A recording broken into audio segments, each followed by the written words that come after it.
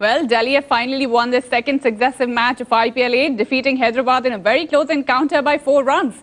Skipper JP Dumini was obviously the pick of the batsmen and bowlers as well. He picked up 4 wickets to help Delhi register their second win. Delhi were off to a brisk start despite losing the wicket of Mayank Agarwal. Shreyas Iyer was the most aggressive of the start, smashing 60 runs of just 40 balls. JP Dumini too found his touch with the bat as the captain made 54 runs of 41 balls. Yuvraj Singh though could not contribute much. This meant that Delhi had to settle for probably 10 or 15 runs less than they would have aimed for. Delhi finally managed to score 167 runs for the loss of 4 wickets.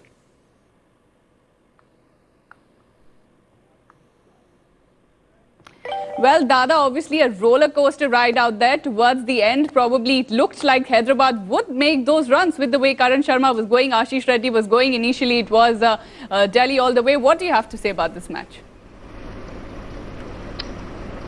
See, when you get 167, it's always going to be touch and go. I think it was a poor over from Imran Tahir where Karan Sharma took him on. But once the fast bowlers would come back, it would have always been difficult for someone like Karan Sharma or Reddy to take them on, and that's exactly what happened. Angelo Matthews and Coulter Denial really stopped the flow of runs. But you also got to give credit to that fielder at deep point. You know, Karan Sharma did connect one, and I thought that was an amazing bit of fielding under pressure. So it was a good game. I thought Delhi were the better side before the start of the game, and they have won, although very closely. But that's how T20 cricket goes. You know, these are big margins, 5 runs, 6 runs, 10 runs. These are big margins in T20 cricket. In fact, Dada, I was going to ask you about that 6 because at that point of time, Hyderabad needed some 7 runs, and had that been a 6 and Mayank Agarwal not stopped it at the boundary, it would have become very difficult to Delhi. So great fielding by him out there. So it was an amazing bit of fielding, and there has been some amazing bit of fielding in this IPL. You know, we saw the catch of the Rajasthan Royals a few days ago, and now this one. This one was terrific thinking on the spot. You know, not only did he save the 6, he actually knew exactly where he was, and he pulled the ball down. It shows enormous presence of mind from a very young cricketer. Fielding is very important in T20 cricket, and it's great to see how they have managed to win this game. Nikhil, I'll come to you now. Were you disappointed with the way Hyderabad batted? Obviously, you know, if you don't get that start, probably they've relied a lot on David Warner out there. They didn't get the start towards the middle. You know, Delhi sort of dominated the game towards the end. Maybe they could have let it loose, but were you disappointed with the way Hyderabad batted? Because like Dada said, 167 was probably not that big a score. Well, that's true. You know, like Dada said, you know, touch and go. Had that start been a little better with the two left-handers and then another third left-hander in Owen Morgan with the 2 right-arm leg spinners bowling, I thought, you know, had that partnership brewed a little bit further, things could have looked a lot different. But, you know, 17, 18s, you get there, you spend some time out there in the middle. If you don't get the runs, you know, as an opening pair, it'll only get difficult. And I thought that Bopara set up the game pretty nicely as well, but as soon as he got out and then Morgan came out, he got out. So twice in the game you had wickets being lost in quick successions. The 2 left-handers in David Warner and Shikhar Dhawan got out literally together, and then Bopara and Morgan. And by that time, I think Radhika, you know, those 2 sixes brought Hyderabad slowly back into the game.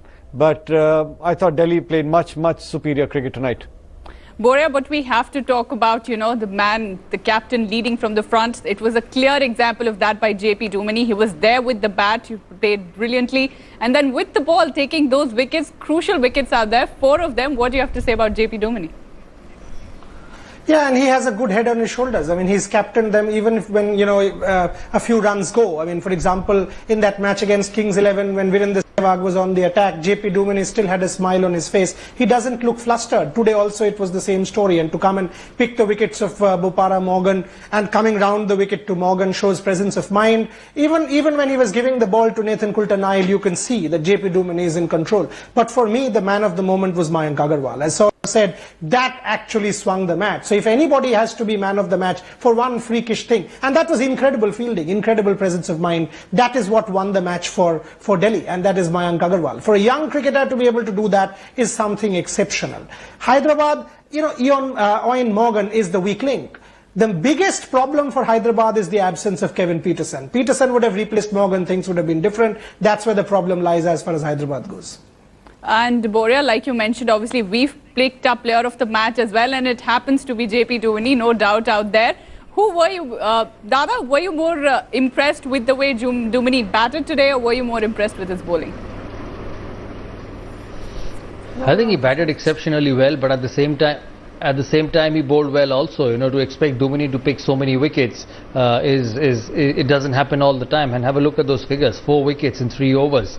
I know that's a fabulous effort from the captain. He's the captain of the side, and actually he stood up even in the last game when Delhi won.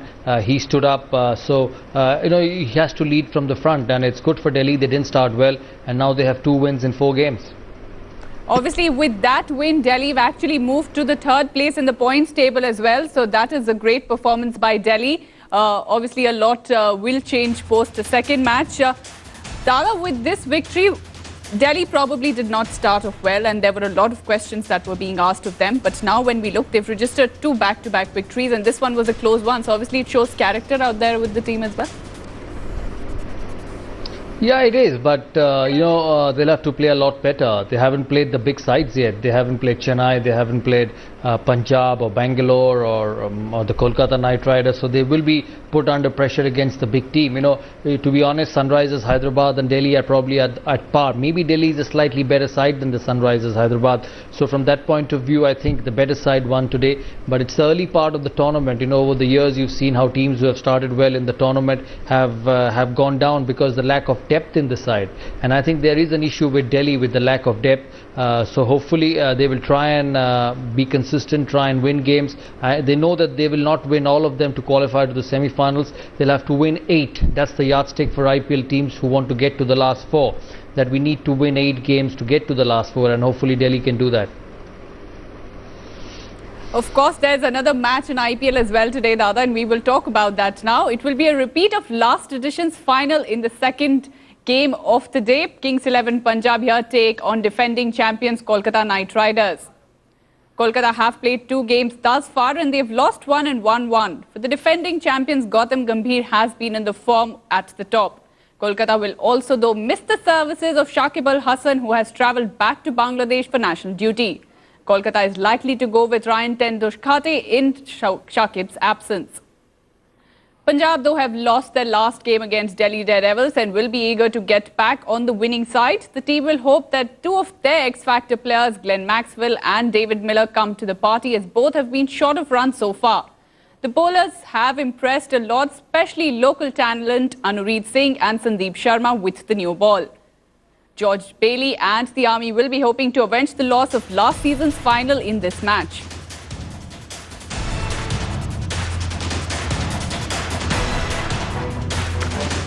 Dada, obviously a difficult one out there to call probably. Both teams have been in great form. Punjab, though, have lost their last match. They have a great set of players. And obviously Kolkata will be happy with the fact that Gautam Gambhir is playing, who was not a surety before today's match. So what do you think? Who is your favourite for this one? I think it's even Stevens. The Knight Riders are a very good side, but the main trump card for Knight Riders, Sunil Narayan, has been a different Sunil Narayan this IPL. You know, the 2 wins in the IPL in twice in the last 3 years, a lot depended on the way Sunil Narayan bowled. But obviously with the change in action, Sunil Narayan has actually not got a wicket in this last 2 games, which is quite different from the normal. So there will be pressure on the Knight Riders without the form of Sunil Narayan. Shakib Al Hasan's not there, the left-arm spinner, so there will be a difference in the balance of that squad.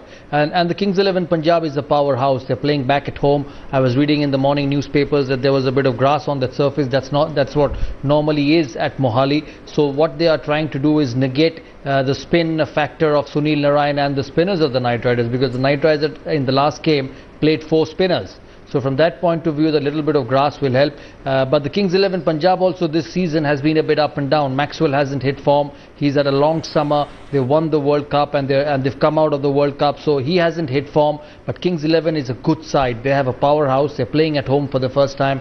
And for me, it's even Stevens. If you ask me, Kings 11 is slightly ahead, because I say this because Shakib Al Hasan is not there and also Sunil Narayan has not been at his best. So difficult one to call, Dada, but we actually happened to speak to Punjab star batsman David Miller, and he said that more to his batting, he's talked about that, and Take a look at what Killer Miller had to say in this exclusive interview to our correspondent Rasesh Mandani. Joining us is the man they call Killer Miller. David Miller is with us. David, you'd want to prove to the world you're a lot more than a pure hard-hitting batsman. There's many other facets to your game.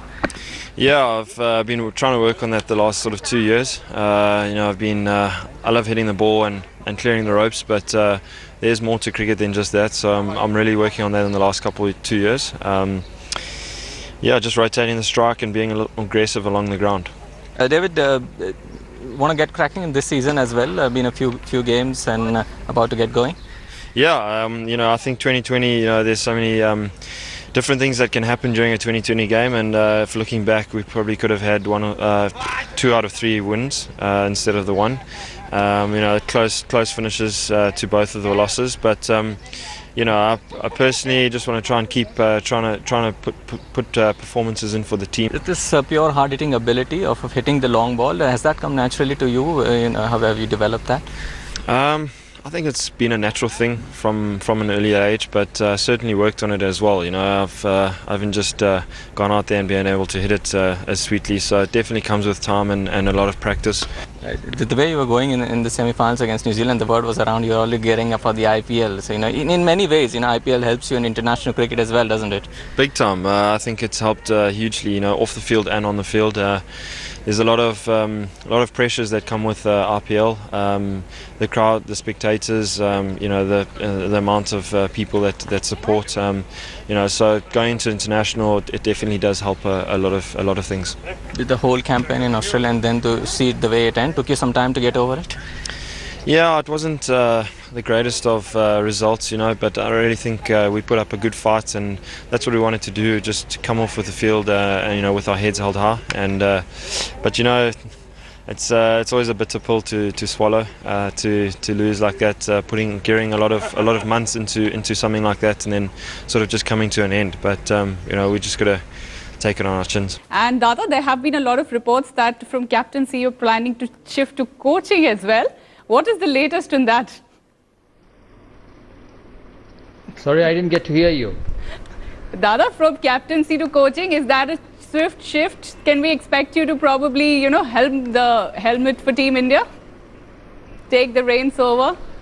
I really have no idea about, I've been reading it in the newspapers, and that's all I can say at the moment. And let's not, as I said, let's not speculate things, because people just keep writing things. I've not been asked by anyone, neither have I spoken to anyone, and that's the truth. So I hope people will understand that, because a lot of them feel that sometimes you don't tell the right things, and I'm telling the right thing on television, that I've not been approached, neither have I spoken to anyone. So that's the truth at the moment.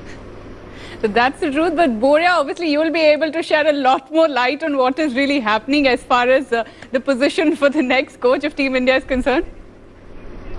No, as he said, I was quite shocked when a couple of days back certain television channels and the print media threw up Saurav's name. Make no mistake, he's on the show, but I'm still saying it, that he's evidently qualified for the job. Whether or not he gets it, he takes it, is a different matter altogether. But he's evidently qualified for the job. To say that he's gone and approached Mr. Dalmia is a blatant falsification of the truth. If you really want to ask me, let's ask him, if there is a proposition by the BCCI, will he consider? That's the only thing that you can possibly ask him on this matter at this point in time. So better ask him that.